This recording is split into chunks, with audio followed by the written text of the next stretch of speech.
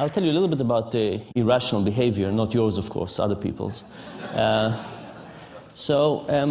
being at MIT for a few years, I realized that writing academic papers is not that exciting. You know, I don't know how many of those you read, but it's not fun to read and often not fun to write, even worse to write. So I decided to try and write something more fun.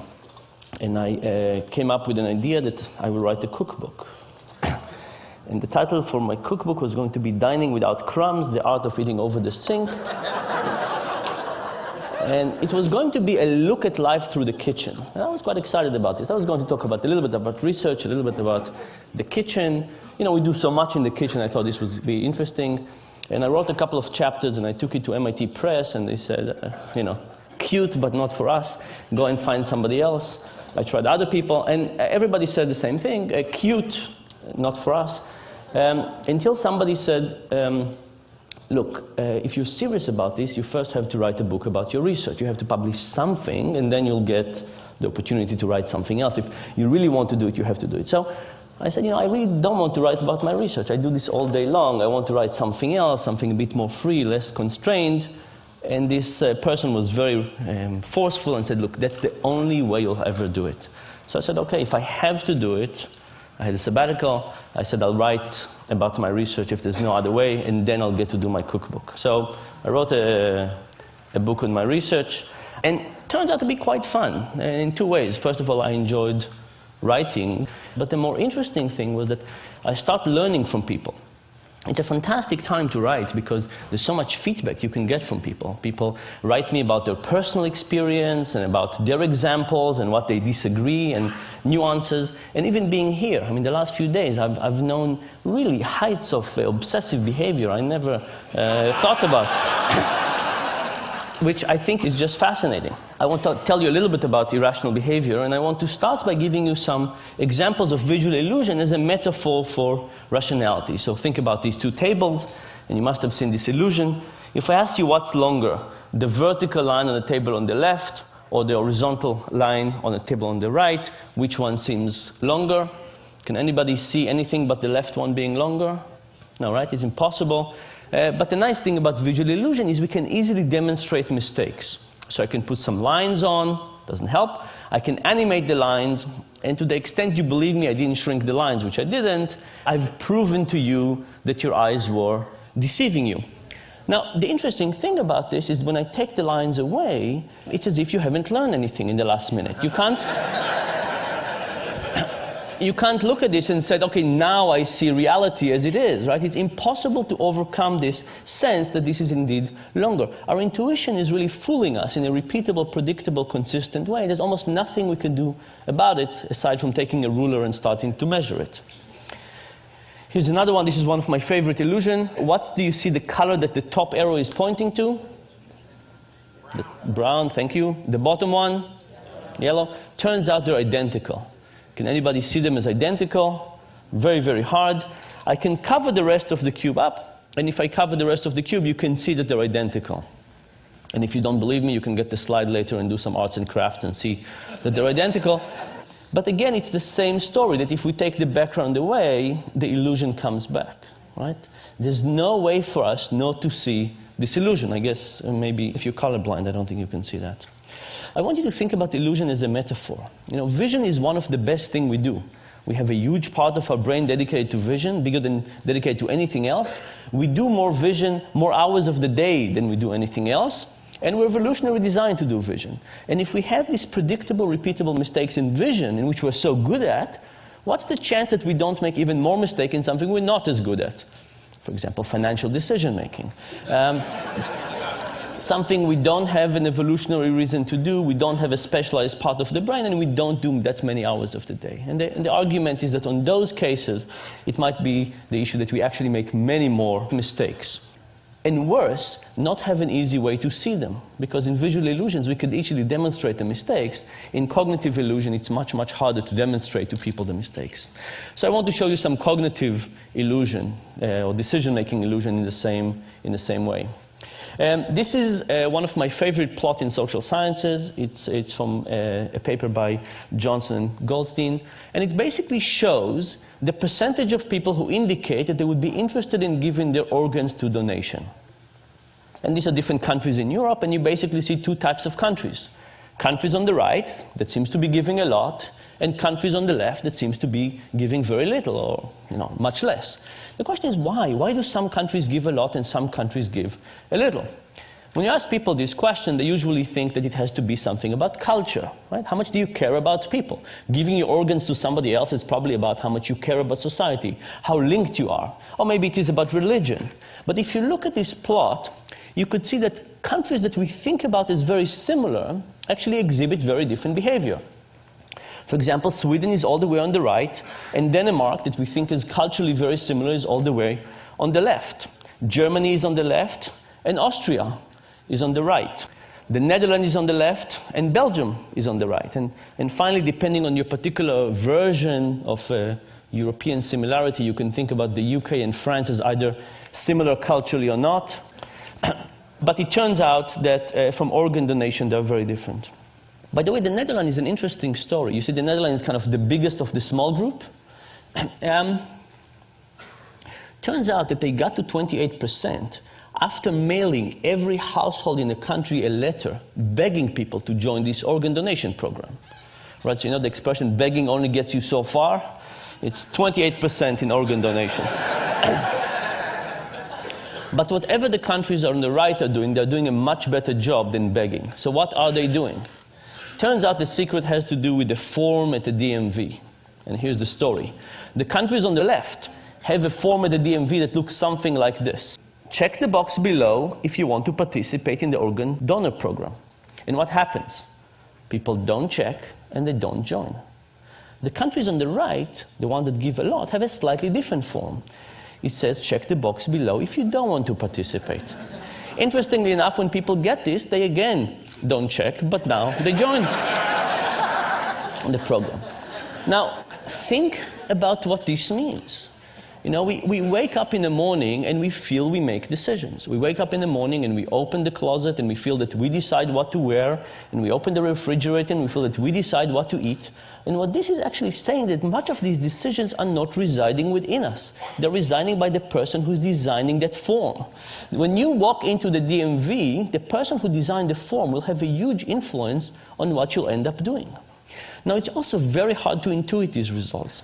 Think about it for yourself. How many of you believe that if you went to renew your license tomorrow and you went to the DMV and you would encounter one of these forms, that would actually change your own behavior? Very, very hard to think that it will influence us, right? We can say, oh, these funny Europeans, of course it would influence them. But when it comes to us, we have such a feeling that we're in the driver's seat. We have such a feeling that we're in control and we are making the decision that it's very hard to even accept the idea that we actually have an illusion of making a decision rather than actual decision. Now, you might say, you know, these are decisions we don't care about. In fact, by definition, these are decisions about something that will happen to us after we die. How could we care about something less than something that happens after we die? So a standard economist, somebody who believes in rationality, would say, you know what? The cost of lifting the pencil and marking a V is higher than the possible benefit of the decision, so that's why we get this effect. But in fact, it's not because it's easy, it's not because it's trivial, it's not because we don't care, it's the opposite. It's because we care, it's difficult, and it's complex, and it's so complex that we don't know what to do. And because we have no idea what to do, we just pick whatever it was that was chosen for us. I'll give you one more example for this. This is from a paper by Redelmeier and Shafir. And they said, you know, would this effect also happen to experts? People who are well paid, experts in their decisions, do it a lot. And they basically took a group of physicians. And they presented to them a case study of a patient. And they said, here's a patient, he's a 67-year-old farmer, he's been suffering from a right hip pain for a while. And then they said to the physician, yes, you decided a few weeks ago that nothing is working for this patient. All these medications, nothing seems to be working, so you refer the patient to hip replacement therapy, hip replacement, okay? So the patient is on a path to have his hip replaced. And then they said, half the physician, they said, yesterday, you reviewed the patient's case and you realized that you forgot to try one medication. You did not try ibuprofen. What what do? Do you pull the patient back and try ibuprofen, or do you let them go and have hip replacement? Well, the good news is that most physicians in this case decided to pull the patient and try ibuprofen. Very good for the physicians. The other group of the physicians, they said, yesterday when you reviewed the case, you discovered there were two medications didn't try out yet, ibuprofen and piroxicam. They said, your two medications didn't try out yet, what do? You let them go, or you pull them back. And if you pull them back, do you try ibuprofen or piroxicam? Which one? Now, think of it. This decision makes it as easy to let the patient continue with hip replacement, but pulling them back all of a sudden becomes more complex. There's one more decision. What happens now? Majority of the physicians now choose to let the patient go to hip replacement. I hope this worries you, by the way, when you go to see your physician. The thing is that no physician would ever say, piroxicam, ibuprofen, hip replacement, let's go for hip replacement. But the moment you set this as the default, it has a huge power on whatever people end up doing. I'll give you a couple of more examples of irrational decision making. Imagine I give you a choice. Do you want to go for a weekend to Rome, all expenses paid, hotel, transportation, food, breakfast, a continental breakfast, everything, or a weekend in Paris? Now, weekend in Paris, weekend in Rome, these are different things. They have different food, different culture, different art.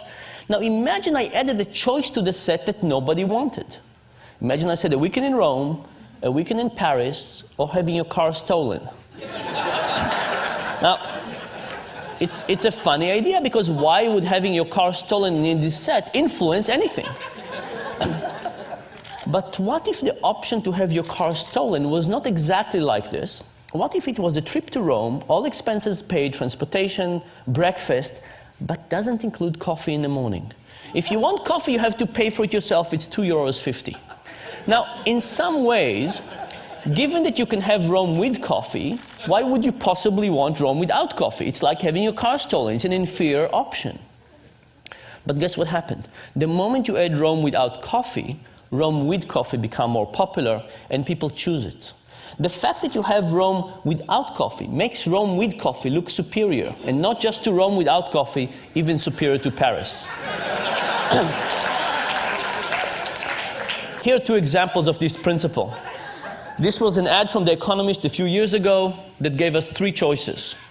An online subscription for $59, a print subscription for $125, or you could get both for $125. Now, I looked at this and I called up The Economist and I tried to figure out what were they thinking. And they passed me from one person to another, until eventually I got to a person who was in charge of the website, and I called them up and they went to check what was going on, and the next thing I know, the ad is gone and no explanation. So I decided to do the experiment that I would have loved The Economist to do with me. I took this and I gave it to 100 MIT students. I said, what would you choose? And these are the market share. Most people wanted the combo deal. Thankfully, nobody wanted the dominated options. It means our students can read. But now, if you have an option that nobody wants, you would take it off, right? So I printed another version of this when I eliminated the middle option, and I gave it to another 100 students. Here's what happens. Now the most popular option became the least popular, and the least popular became the most popular. What was happening is that option that was useless in the middle was useless in the sense that nobody wanted it. But it wasn't useless in the sense that it helped people figure out what they wanted. In fact, relative to the option in the middle, which was get only the print for $125, the print and web for $125 looked like a fantastic deal. And as a consequence, people chose it. The general idea here, by the way, is that we actually don't know our preferences that well. And because we don't know our preferences that well, we're susceptible to all of these influences from the external forces, the defaults, the particular options that are presented to us, and so on. One more example of this. People believe that when we deal with physical attraction, we see somebody and we know immediately whether we like them or not, attracted or not. This is why we have these 4-minute dates. So I decided to do this experiment with people. I'll show you graphic images of people, not real people. The experiment was with people. I showed some people a picture of Tom and a picture of Jerry, and I said, who do you want to date, Tom or Jerry? But for half the people, I added an ugly version of Jerry. I took Photoshop and I made Jerry slightly less attractive. The other people, I added an ugly version of Tom. And the question was, will ugly Jerry and ugly Tom help the respective more attractive brothers? And the answer was absolutely yes. When ugly Jerry was around, Jerry was popular. When ugly Tom was around, Tom was popular. This, of course, has two very clear implications for life in general. If you ever go bar hopping, who do you want to take with you?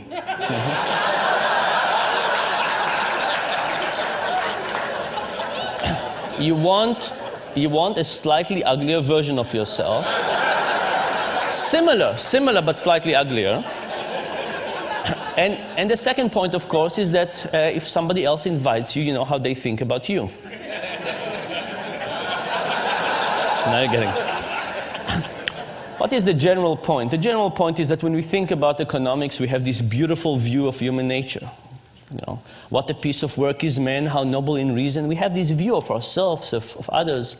The behavioral economics perspective is slightly less generous to people. In fact, in medical terms, that's our view. But there is a silver lining. And the silver lining is, I think, kind of the reason that behavioral economics is interesting and exciting. You know, are we Superman or are we Homer Simpson? When it comes to building the physical world, we kind of understand our limitations. We build steps and we build these things that not everybody can use, obviously, but we build them. We understand our limitations and we build around it. But for some reason, when it comes to the mental world, when we design things like healthcare and retirement and stock markets, we somehow forget the idea that we're limited. And I think if we understood our cognitive limitations in the same way that we understand our physical limitation, even if they don't stare us in the face in the same way, we could design a better world. And that, I think, is the hope of this thing. Thank you very much.